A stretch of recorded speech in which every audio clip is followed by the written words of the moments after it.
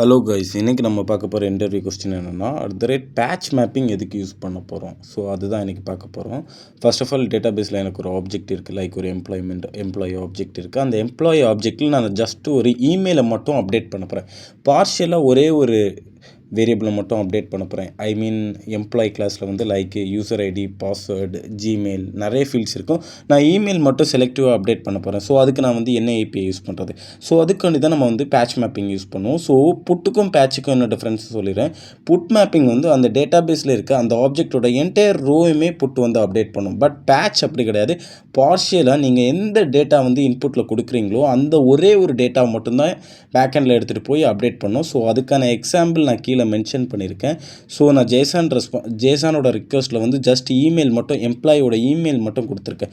So என்னோட Java class என்னோட batch API என்ன பண்ணுன்னா ஜஸ்ட் அந்த எம்ப்ளாயோட இமெயிலை மட்டும் பார்ஷியலாக அப்டேட் பண்ணும். ஸோ அதுக்கு தான் பேட்ச் ஏபிஐ யூஸ் பண்ணுது. ஸோ இந்த வீடியோ பிடிச்சிருந்தால் லைக் பண்ணுங்கள், ஃபாலோ பண்ணுங்கள், சப்ஸ்கிரைப் பண்ணுங்கள் கைஸ்.